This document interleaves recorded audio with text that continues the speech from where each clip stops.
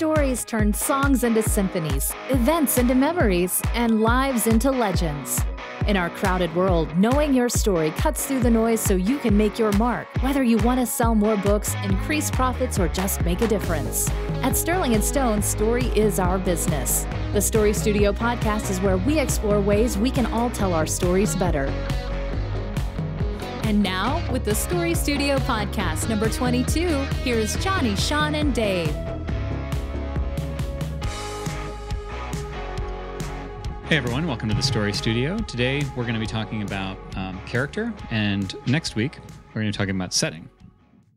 So following up on when we talked last time with Bonnie about just foundations of story and then premise. So this is like story, not even 101. Like people know story 101. This is like story 202. Something like that.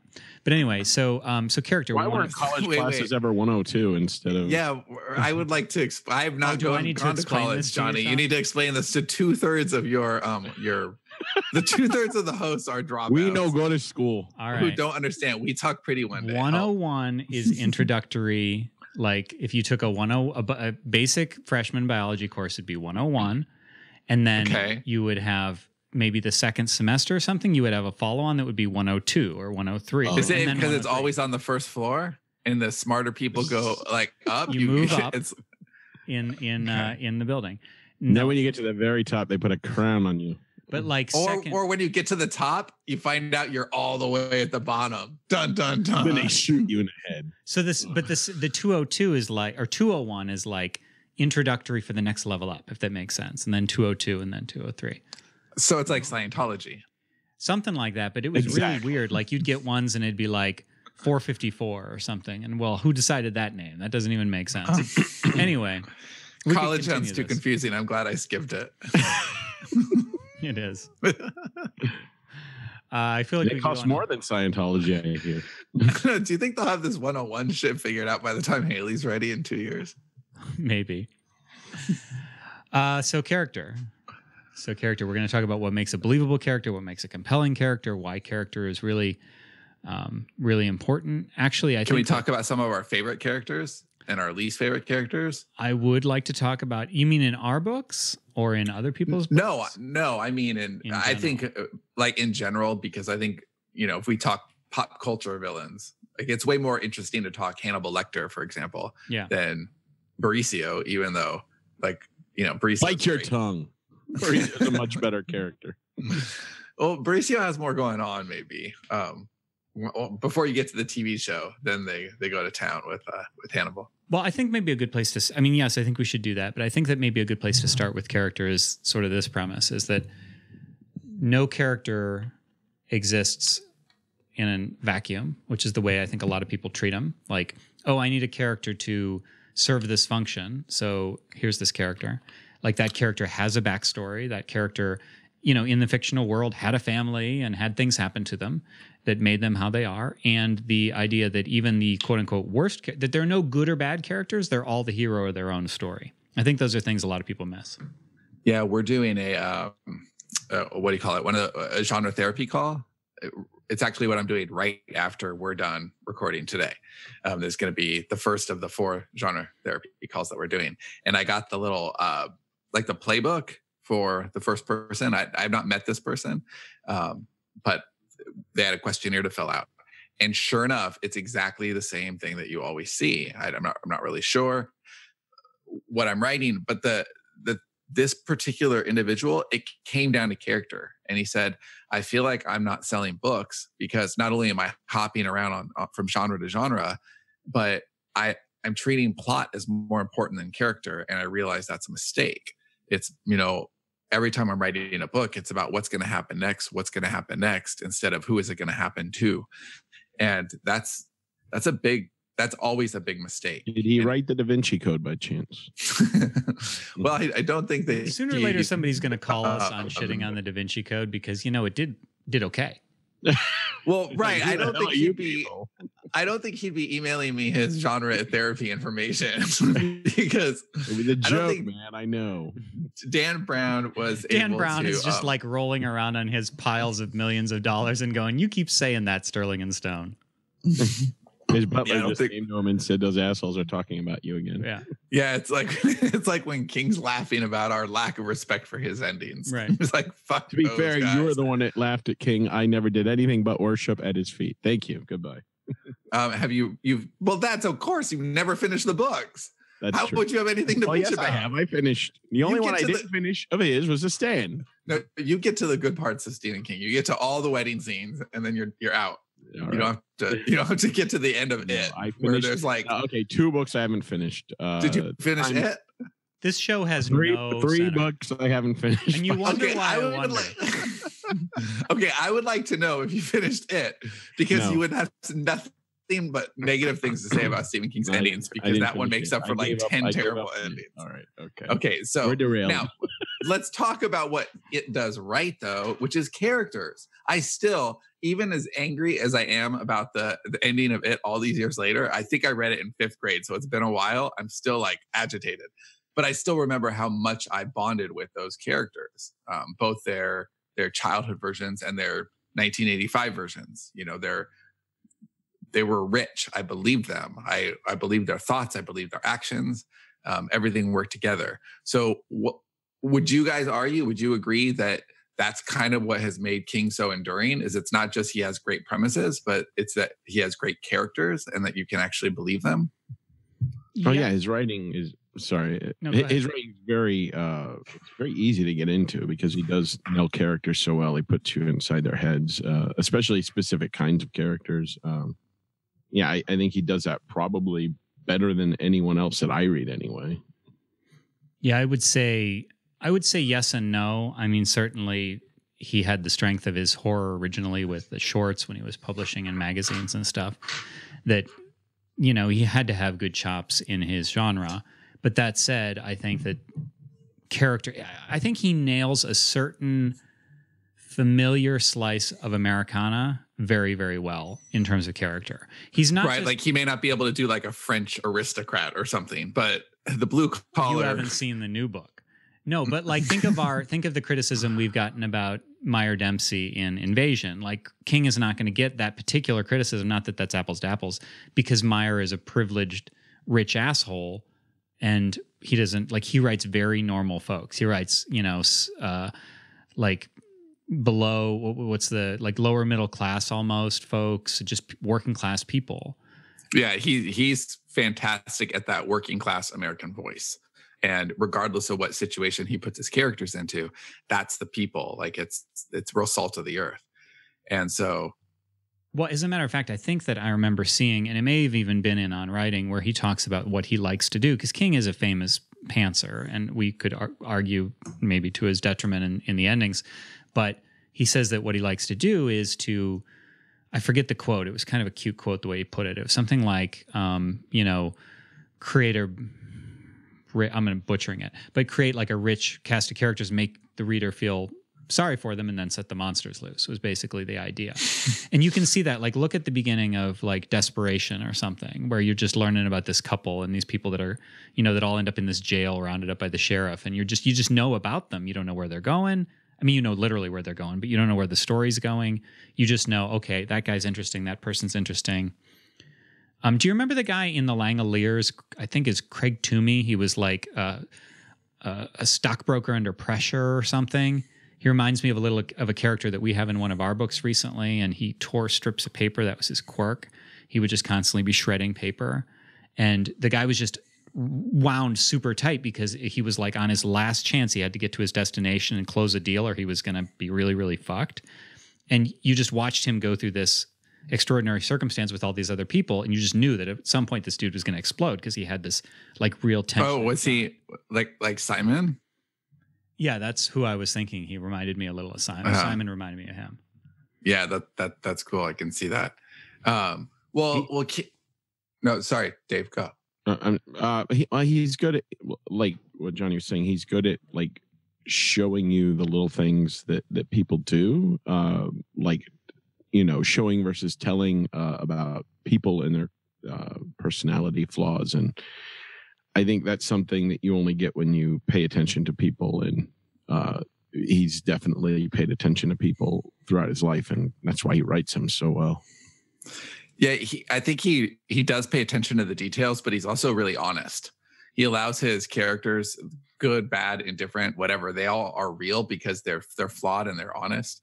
And this is maybe perhaps a silly example, but I remember it. And it's a book that apparently I remember better than King. Because if you read On Writing, he says he doesn't remember a word of Cujo. Right. And I remember something very specific about Cujo that, I don't know, 30 years ago, I read the book, but I remember this. And I remember thinking it was really funny at the time because I was 10. But now I think it's interesting for a much different reason. And there's this one character, he's the mailman, and he rides a bike because I guess it's rural Maine, and he's going from neighbor to neighbor, and he keeps farting. And he's like, every time he swings his leg, like, okay, drops off mail, gets back on the bike, drops off mail, gets back on the bike, and every time he gets back on the bike, he farts. And it's King talking about how he's getting older now, and the dude can't control his bowels and all of that. And as a 10-year-old kid, I just think it's hilarious because, like this mailman keeps farting. But as an author, like a lot of apples. Oh yeah, you guys missed the game, the pre-show. So that's like a little humiliating for this postman, but it's still, for the time that you spend being in his head, you're there, warts and all. Do you you guys know in The Stand, Dave, this is pretty close to the wedding scene, so you may have read this part, where Captain Trips is actually spreading, and he does that whole, like, I don't know, it's maybe 50 pages or so, but it could be way less, where it's showing the actual spread of the disease, and you're not with any character for very long at all. And I think some of them are even just a couple of paragraphs. But you're still, he has a way of making you bond to these people who are going to contract this disease very deeply in a very short period of time. That's all character work. And that dude is a master at that. Yeah, what this reminds me of, I was actually going to raise an example that's very similar. And that we're giving you these examples because I think that this is the sort of thing that you can, like, I don't know, take to a greater or lesser degree. I think that there's a lesson in this.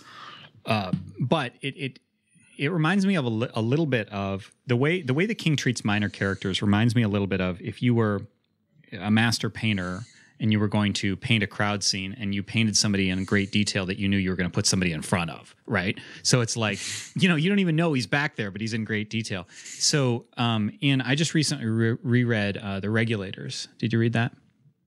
A long time. Is that the one that's related to Desperation? Yes, it's the vans, like the. Yes, that's the one I read. I never read Desperation. Yeah, I read Desperation, but not Regulated. Yeah, they're both good. This is going to sound like a spoiler for Regulators. It actually isn't because it occurs very early in the book. But there's a character, I want to say her name's Mary Jackson, and she's coming back to the neighborhood where all this is happening, and there's like basically this gunfire and this assault, and she has just gone to a hotel where she's had an affair with a guy. She's had a dalliance with a guy that she's been having an affair with for a long time.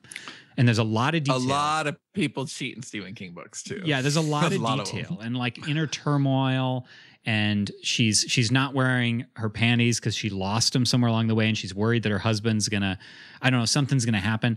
And so I remember that. I had forgotten the book when I read, because I'd read it before. So I read it again, and I had forgotten the way that this unfolds. So this is the spoilery part again. It so doesn't matter, but if you don't want to hear it, then skip ahead. But she's then immediately killed. And it's like, yeah, I'm just waiting for, like, I was fooled into thinking she must be important. The secret is going to come out. No, it doesn't matter. Well, it's very psycho. Yeah, it's very psycho. It doesn't King matter will make you, an affair. Yeah. He will make you absolutely bond with the minor character. You know what his character work is like? Okay, so you've seen Monsters, Inc., right? Yes. And you know that scene where they first bring Boo home, and she's running all around and saying Mike Wazowski, and she knocks over the CDs. No, stack of CDs. Sure. And then okay, well, there's her? there's a whole stack of CDs, and Billy Crystal said, or Mike Wazowski says, those were in order. Well, okay, actually they were. Pixar actually rendered the whole stack. There was each one of them was a made-up monster band with a full-on cover, and they were in alphabetical order, even though the shot is less than a second. He just goes like this, and they scatter all over. But they still put that attention detail into like a throwaway joke like that, because whether you see it or not, they know their world is more real. And I think that when you really dig deep into characters, and clearly King digs deep into his characters, it does make the whole world feel more substantial. Like it just has more weight and more gravity to everything. You know, I want to say just a brief aside, because I love video game worlds, but one of the things I hate is some of the open world games, like you'll go inside somebody's house and you'll see all the same books on the bookshelf, like that were in another house, the same photos, and it just completely destroys the illusion or an immersion that's going on. Yeah. Yeah, it's too bad they can't individually render every single interior. It's yeah. Well, I mean, they do other things. I mean, there's a lot of stuff that they are able to do that astounds me. So you think they could also do that? Well, yeah, no, I'm actually with you here, because they could do it like a randomizer or something. You know, create 10,000 books and then each shelf just pulls. But yes, I'm messing with you. Yeah, I mean, there's a lot of things you can do with character that, like, a lot of people try to. It's interesting that you said that King is honest about his characters, because I think there's a big difference between being honest and what most storytellers do, including us usually, is attempting to cheat the rules a little bit and change characters just enough so that you're on their side. So here's an example that I'm going to give, and this is fresh because we just talked about this 2 days ago, I think. 1 day ago, yesterday, is we just watched and discussed for the Stone Table Let Me In, vampire movie.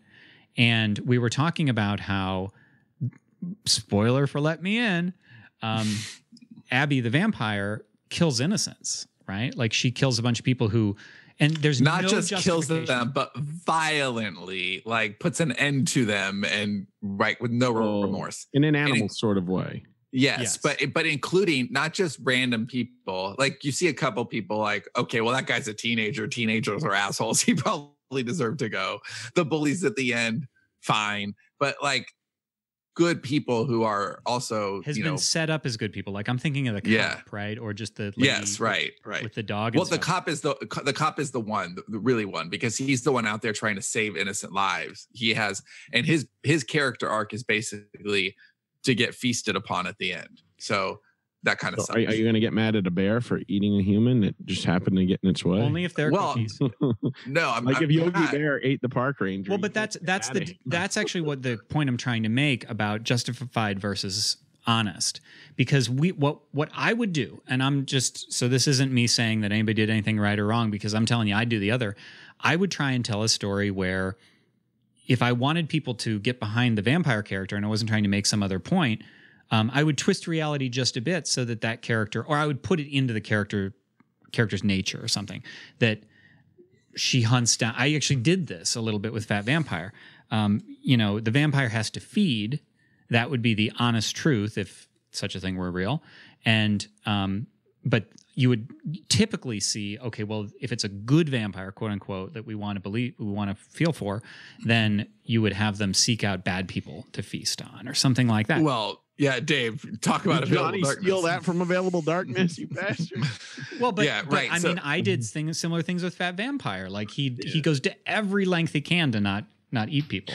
So there's a book that was recently recommended that I got, Matt Bird's The Secrets of Story, and I haven't gotten too far into it, but he does talk in the beginning about character work, and he says one of the ways to get people on the side of the character, even if it's like a bad character that you shouldn't like, but you need them, you need the people to like them for some reason, is to show a way that they've been misunderstood. Like maybe you'd have this bad guy like try to do something nice, but the other characters like mistake it for something horrible, and all of a sudden there's this because you relate to it, because there's been times in your life where you've tried to do the right thing and it was shit all over. So it automatically creates a reader sympathy when you do something like that. Right. Making your characters more human in any kind of way. I mean, whether it is farting when they get on a bike, or being misunderstood in some very specific ways, as soon as our human experience intersects with their human experience, that it becomes really easy to believe their humanity, and therefore we feel empathy and we relate and we're glued to the story. Well, we're usually hungry for why. So this reminds me of that social curiosity where if you use the word because, like people comply. So the story goes like this. I think I heard it on a Tony Robbins thing or something, but you've seen it in other places where the example that is usually given is there are a bunch of people in line for a copier and it's a long line. This is from the book Influence. Okay. So they're all trying to make copies and everybody's got to wait their turn to make copies. And they did experiments where they had somebody try to basically cut in line and get ahead. And it turned out that if somebody said, hey, can I please get in front of you because I'm really rushed right now and my boss is yelling at me. Okay, that would work. But then you start tweaking it. Can I get in front of you because I need to pick my kid up from school? Can I get in front of you because? And what they realized was all that mattered was the because. Yeah, and so they're talking about like a 0.3% difference, right? Regardless of how ridiculous. So can I get in front of you because I need to make some copies? Like that's self-evident, but people would typically do it. So I think that what Dave is alluding to there, and what I think you can do with good characters, is you can paint them in a really bad light as long as you show the reader or the viewer why it is that they're doing, why they're like that. So like you have a really, really heinous character. I assume you guys did some of this with Mauricio in Yesterday's Gone, where if you show a little bit of their backstory, they were abused as a kid or something, like usually that will get the reader a little bit more on their side because at least there's that because. Yeah, we dip deep into that well. But we also went the other way so far. Like he was a necrophiliac. I mean, how do you make somebody relate to that? Well, I don't think he was a necrophiliac so much as an opportunist. Right. but you put one dead person, all of a sudden you're labeled. Okay, let's actually stick with Mauricio because there were interesting character things that there were challenges. If you don't know Mauricio, he's pretty repugnant. Yeah, there's two interesting things to note about him as a collective inkwell, if not a Sterling and Stone in general character. He is the most foul character I think that we've ever written. I don't know, Paul Dodd in the new in the No Justice series he's foul, but he's not fun. He's right. Mauricio is a repugnant human, but the difference is Paul Dodd, we don't want people to like him. We want the reader to hate him, be fascinated by him. Sure. In the same way, I would say Mauricio has more in common with Hannibal Lecter in the fact that he is a atrocious human and a monster, but the reader or the viewer is very interested in what he's going to do next. We also can't help but be fascinated by this guy. Go ahead. No. Go ahead. Well, one of the interesting things is because I did worry that Mauricio would go too far and alienate people, even though he was supposed to be that character in that book. I mean, it's a post-apocalyptic world, and this guy is like the worst of the worst. And the way we wrote him, and you wrote much of him early on for the first couple of books, he was just like id, like he just did whatever the hell he wanted. I think people responded to that because people feel like he's all alpha. They can't do what they want. They can't say what they want. And what really surprised, like I expected guys to like him, but so many like grandmothers would email still to this day. Like I know I shouldn't like him, but I love Mauricio. He's also funny though, and that goes along. Right. Well, that's where I was going next. Is I think that we knew we had a job with Mauricio. There's two weapons that Mauricio that we gave him and we kept really sharp. One was intelligence. He's just fun. Like he's fun to read because he's smart and he's really opinionated. So it's kind of fun to. He's opinionated about like trivial shit too. Not just the more tattoos you have means you hate your parents more. Yeah, right. He's got huge opinions on Applebee's and McDonald's. He has I think a 500-page, or sorry, like a 500-word rant on McNuggets in the fourth book. There are a few. Another one on Garth Brooks in the fifth book. There's a few times where his hates kind of crossover with mine. Right. Well, Dave's like, oh, it's my turn to write Mauricio. Garth Brooks it is. And so, yeah. Not just Garth Brooks, but Garth Brooks' smelly cowboy hat. Yes. Do you want me to? I know exactly where the line is if you want me to find it. But for Mauricio, we had to keep him intelligent because that really kept the reader engaged. What's he going to do next? What's he going to figure out? We definitely kept him a leader, and we kept him funny, because that's a great way to engage the reader. How can you hate a character if you're laughing at what that character says? You may be uncomfortable a little bit. You may dislike the character, but you can't honestly say you hate that character because you've been complicit. You've laughed too. And so putting Mauricio in some really horrendous situations where he could engage the reader through like an emotion as pure as laughter was a great challenge as an author. But I think it's one of the things that made that book and those characters really special. I had something I was going to say and I totally forgot. I think but showing that justification can be a great way of really. Well, let me go a different way, because we talked about backstory and stuff, remembering that everybody has a backstory, whether you see it or not, and the degree to which you show it. I mean, there's also, you can do the save the cat or kick the dog sorts of things, I suppose, where if you want to indicate that that a character should be loathed by people, then you could have him do something heinous when nobody is looking, or something heroic if you want them on his side, which is the save the cat thing. But intelligence, like making them really interesting. Some of my favorite character work, I know I've talked about this before, is in the 2000s Battlestar Galactica. I don't know when that ran. I want to say around 2010-ish. Is that right? Maybe earlier. I think it ended it in 2010. So like 2004, maybe. But continually in that, so like Gaius Baltar, he's the character that you love to hate. And he really is repugnant. I mean, I watched it again. I've watched the entire series twice. And so you keep expecting him to be more redeemed than he is. He's just not. No, he really isn't. And yet at the same time, I just find myself shrugging and going, okay, well, I believe that. I believe that that's that guy. It makes sense to me. I really don't like him. And why don't they kill him off? So that's another thing too. Like you see really bad characters in a book or a movie where there's peril, and it's really easy to be like, well, they'll kill him off. Well, no, because, that doesn't always conveniently happen in real life. You don't just automatically get the bad guys to go away. But what I really like is the good characters, the quote unquote good characters like Adama and the president, do bad things. And it's like, well, that's also honest. Are they in pursuit of a greater good? Well, you could argue in either direction. But that's what I'm trying to remember. We had a discussion about this, Sean. We were trying to decide whether their motivations were good or bad, or whether they were a good or bad character. And it was kind of like, I think I said something like, well, he wants this, but he also kind of wants this. And he he had all these conflicted things. And you said, oh, so he's a human being. Like that was the response. Well, yeah. So Jen and I were mapping something out this morning and trying to really escalate things and, figure like, how can this get really bad? Because we have a certain period of time.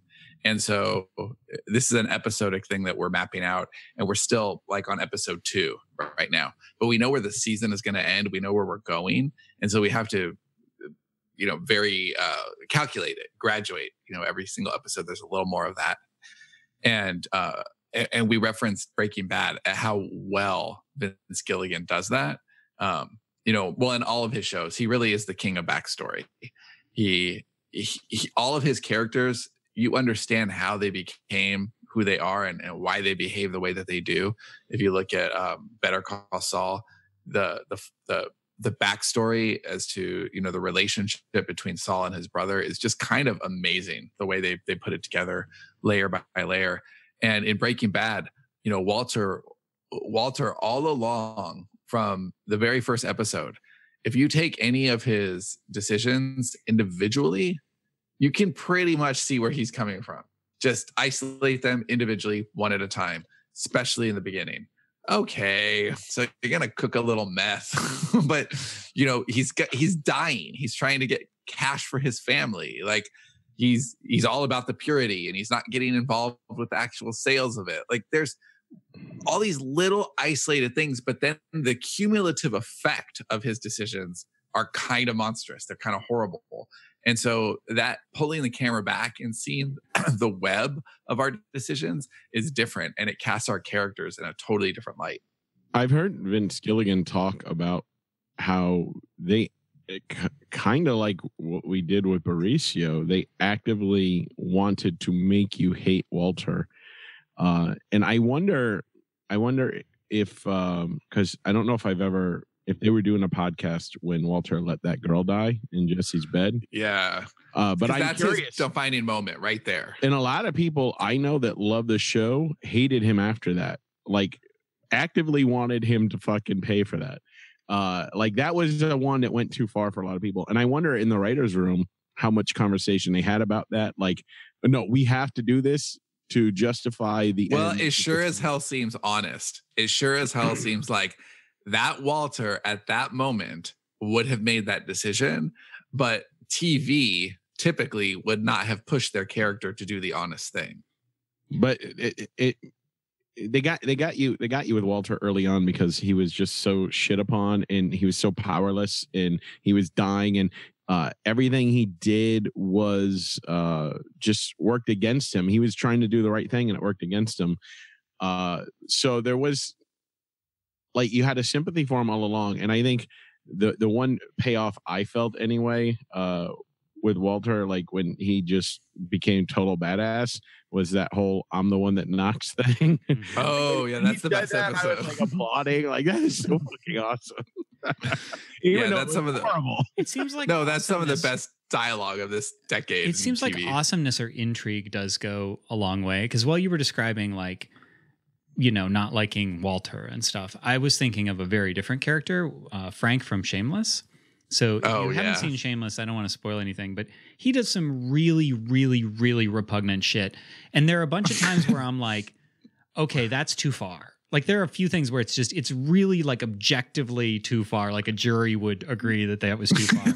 And I wish I could name it, but I don't want to spoil something.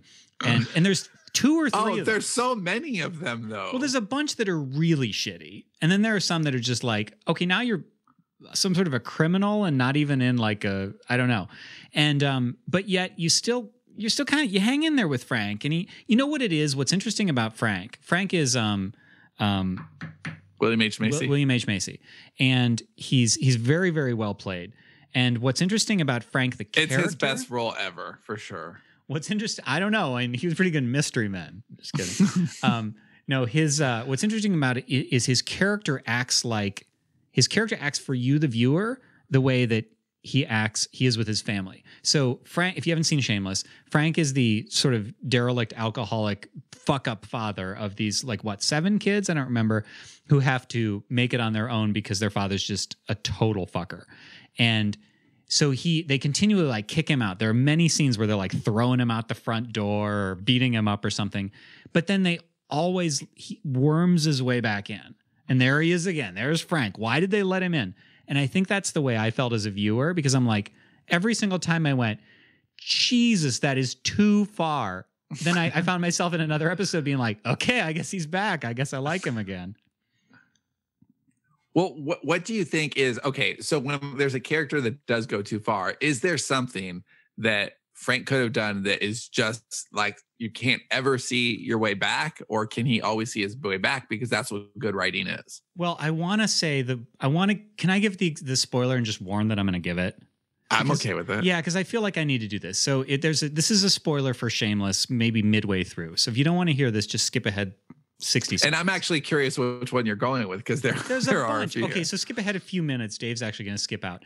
It's when he's with that woman who he wants to collect her money when she dies, because she's got the heart defect. And then the guy calls and says that there's a heart for her, and he just doesn't give her the message, and she dies. And you're like, dude, he fucking killed her. Like, she had a transplant. And that, I remember thinking, okay, that's too far. Like, he can't come back from that. But he did, because he's fictional. If he were a real person, it would be different, I think. Well, it's hold on, I gotta tell Dave he can listen now. He can listen again. Oh, Dave. Okay. I think it's different. I do think it's different because I think in real life you have to actually interact with that person, and you have to worry about that person's effect on your life or your children or something, where in a show or a book you can, like, okay, I enjoy Mauricio a lot. I wouldn't ever want to be in the same room with Mauricio ever, although I would want to be on his team if I had to pick teams in the apocalypse, right? Just because I'd feel safer. But okay, let's talk about like bad characters when people get it wrong, because there's a lot of this too. So what are bad characters on TV and books, or characters that we're not even remembering, movies that failed because of character work?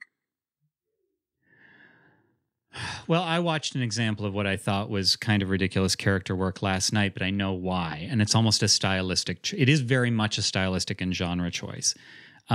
So I find it very hard to believe the characters in Riverdale. Oh yeah, but I'm with you. But totally. I get what they're doing. You're watching Riverdale? Yeah, because I watched Riverdale because Sean mentioned it, and I said, and then Robin liked it, and it's just I get what they're doing. Like that's we watch TV with our wives, asshole. It's a very dramatic genre, and there's that whole thing like you need to have these over the top characters. It's the CW, that's why. Like it is stylistic there, but yeah, it's their character choices. Dialogue, I'm just like, what? Like nobody really talks like that, but I get what they're doing, and I'm sure it's all very intentional. I felt that way about Gilmore Girls. Gilmore Girls struck me as very real. I liked it, but the dialogue was so unrealistic. Not for me. Oh, it's well, not maybe unrealistic. Not for Sean. No, that's not unrealistic dialogue at all. Oh, okay, I mean, all right. It's fast. It's patter. It's unrealistic in the same way that it's like it's CW. It's a lot of monologue shoved into everyday speak. People don't really speak like that. But they don't monologue. They're bantering. You don't have friends. That's the difference. Like, if you had friends, you would understand that sometimes people. That's probably it. I only know myself. It's very sad, Dave. Get out of your cave. No, I do hear what you're saying. It's very like because it's mannered. Like it is very scripted. But I liked the show, by the way. I just thought it was a little over the top, unbelievable. But it's not like Riverdale, which is very. No, I can't watch that shit. Yeah, I would probably have given up if Robin wasn't into it. Okay, have you seen the whole first season? Me, yes. Okay, so at some Dave's point we should talk about. Oh, we can't talk about. We don't want to spoil stuff end to end, I suppose. No. I just want to talk about the Sticky Maple episode and be like, "What the fuck?" Like, but we could do it off camera. Okay, what about when someone tries to save a really thin character with cool lines? Does that ever work? I need an example. Well, okay, so my sister and I saw Rampage a couple of months ago. Wait. You're saying that the character work in Rampage was thin? Yes. What? Yes, it was terrible. But there was one guy who just jumped off the screen every single time he was there. No, it was a guy from The Negan. Walking Dead. You've mentioned it. Yeah, the actor who plays Negan, and it's the only line I remember from the entire movie was he walks in, and he's got a couple lines, and he's just chewing the scenery up. He loves this shit, and then they ask him, who are you? And he goes, when science shits the bed, I change the sheets. And so he delivered it really well, and he clearly liked being in the movie, and it was enjoyable, but still it didn't elevate the movie around him. It wasn't like really clever. I mean, that's not even a clever line. It's just kind of funny in his delivery, but that's never going to save a show or a book or anything. Do you guys disagree? Have you ever found like a character is able to, I guess TV is different because you have an actor who can inhabit the role and bring enough personality, because really that's what he did. He brought enough personality to make that. Like the beginning of every CSI Miami where David Caruso would take off his shades and say some fucking clever thing, and it just annoyed the shit out of me. Oh, I don't know. I never saw that. Oh, it's so cheesy. Yeah, it'll work if you care enough about the characters. And it seems like, something that they would do or something that they would say. Like, I mean, this is probably a bad example, but I mean, Spider-Man says goofy shit all the time in the comics, and you know, he's just goofy like that, and you accept it. I don't. just me though. Johnny hates superheroes, in case you're just tuning in. I don't hate him. I dislike most of them, though. Sorry, guys. Batman's okay, though, because he's real. Yeah, he's real.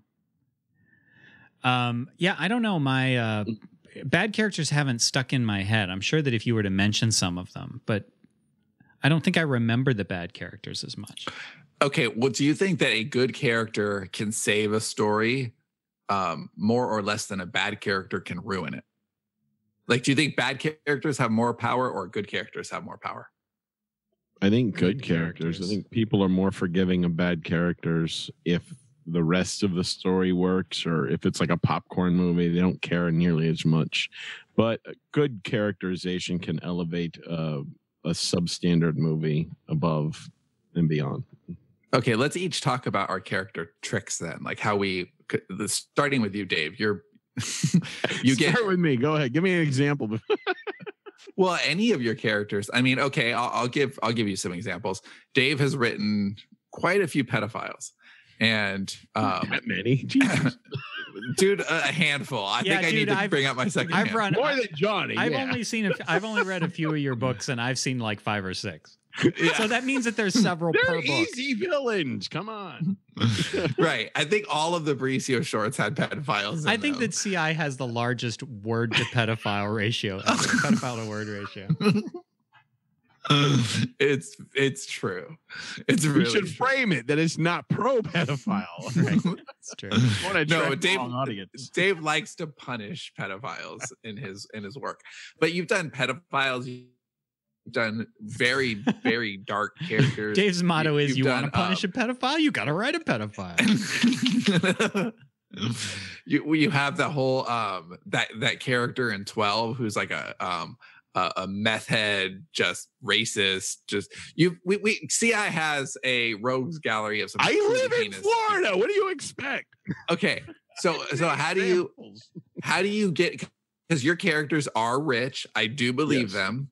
So how do you go deep? How do you not get lost in the character? How do you make sure that there's enough there to terrify the reader, to stick with the reader without sticking with you? I think you just humanize them. You think about, you figure out whatever justification they have for the way they are, and you try to make that apparent.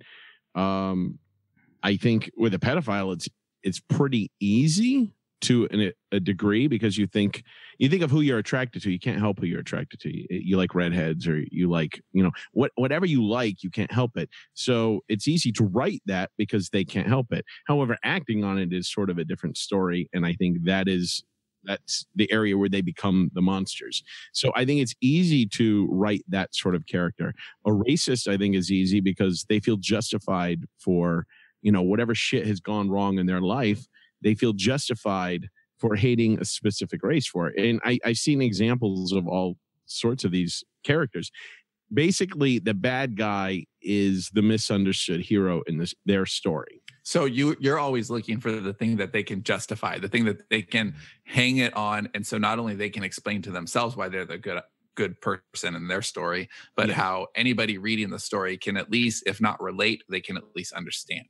Yeah, and I think we do that pretty well. I think the hardest character to write is like a true psychopath that has no redeeming qualities, no justification for anything. The Joker character. Patrick Bateman in American Psycho is amazing in the book version, because there's nothing to me there. He's a blank slate.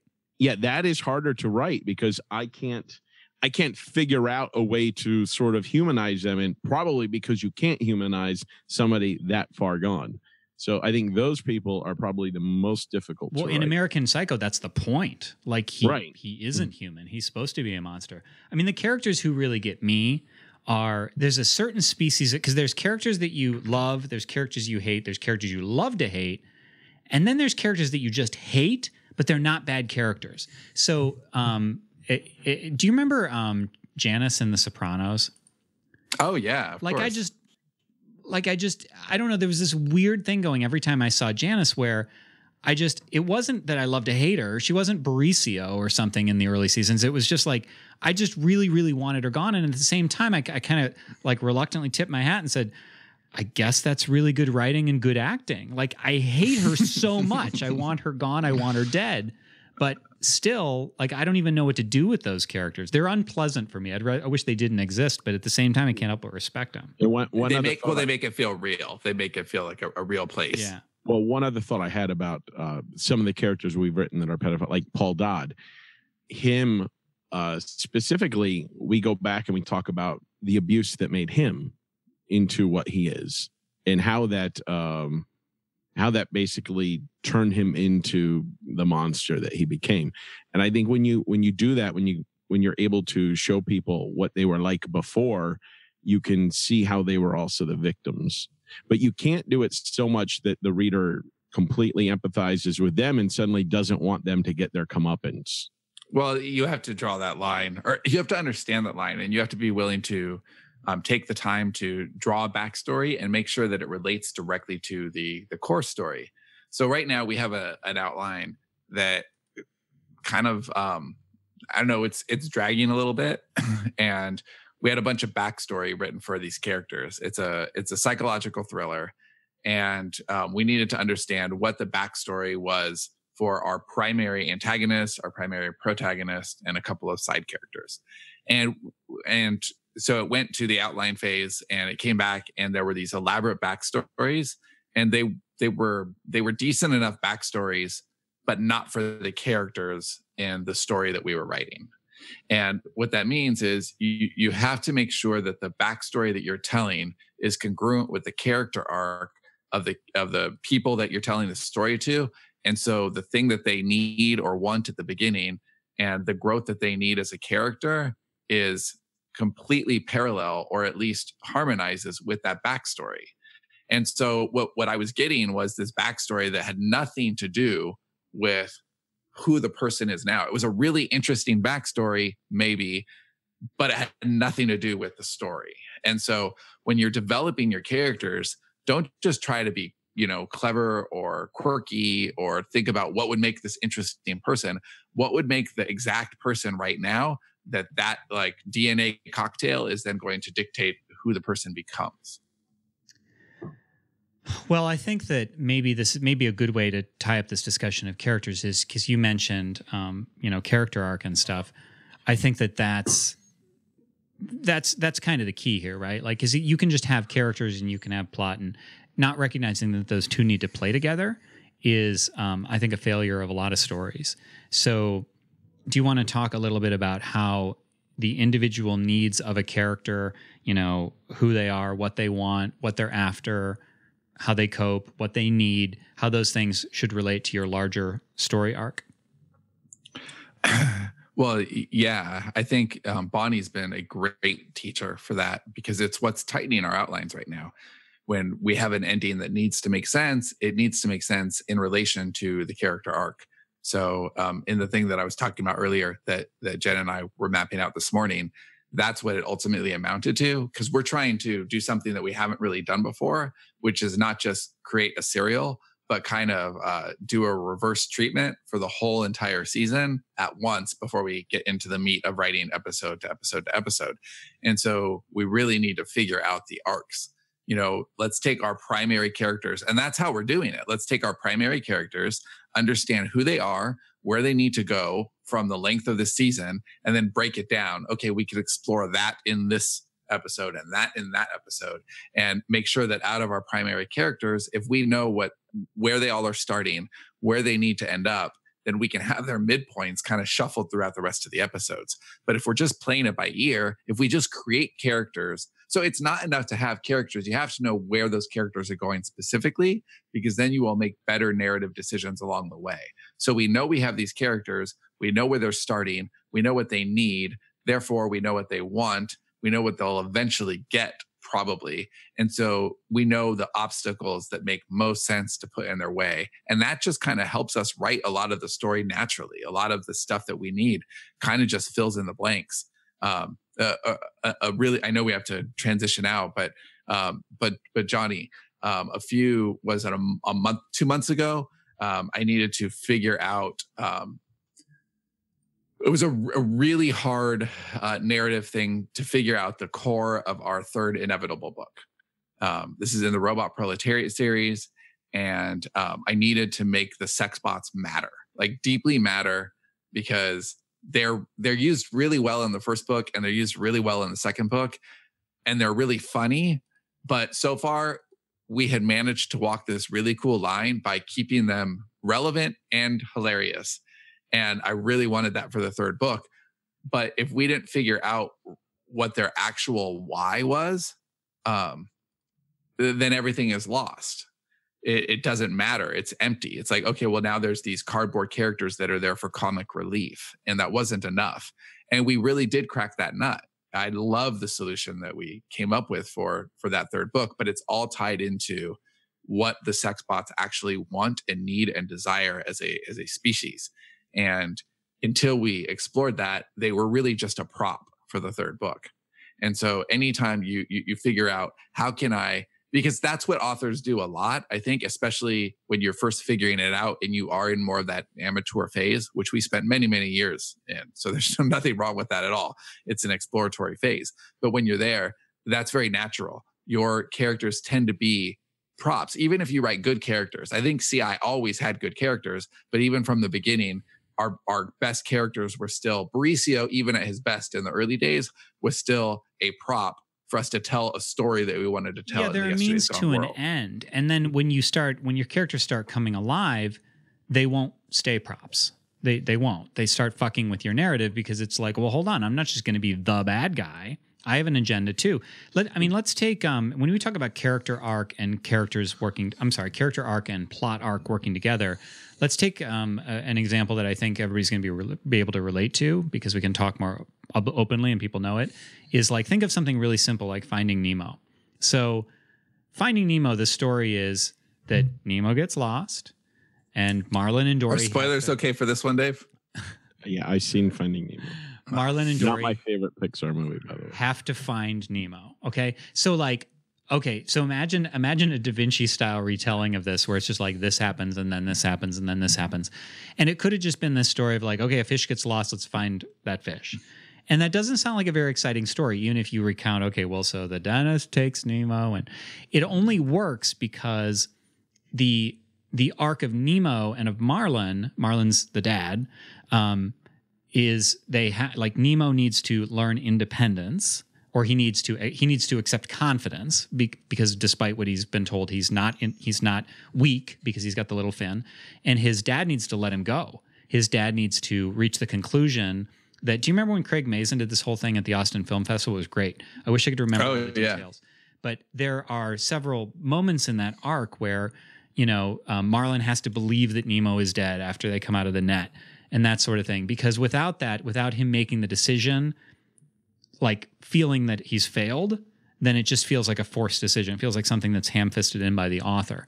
But when the characters, you see them genuinely then you realize they've really changed, when they've truly been tested. And a good plot and a character arc will work together so that the events that happen in the plot change the character, and the character is changed by the plot. They're like a braid. I will say one weakness I have in the whole character thing is that, like, when when we did the beats for White Space season 3, there were certain characters that I don't think I fully had been dialed into them until I started writing. And when I started writing, I started remembering, oh yeah, the things that happened in the last 2 books would affect them a little bit differently than we originally outlined. So that's when I start changing story. And that's when the character starts pushing back, right? Right. And like, okay, well, why is he not more affected by, the death of his best friend? And all these little things that, like, oh yeah, I didn't think of that in the outline stage. And I can't really, it's hard for me to do that until I get into the characters' heads. But yeah. Okay. So do you want to just finish up our discussion of character here, and we'll be moving next into setting? Yeah, I would close by suggesting, and we'll talk about this a little more next time, but that it's helpful sometimes to think of setting as a character. Once you have your actual cast and, okay, here's the people who are going to tell the story. One of the final characters that you can cast is your setting. And we can talk more deeply about that next time. So we'll talk about that in the next episode. And thanks for listening, and we'll see you guys next time. Adios. Thanks for listening to this episode of the Story Studio Podcast. Are you wondering what the ever-growing demand for superb storytelling skills means for your future? Check out our latest interview as Johnny and Sean dive deep into that question in Storytelling is the Future, How to Build on Your Self-Publishing Success. Download the interview from the info box or show notes in YouTube, or head over to sterlingandstone.net/future.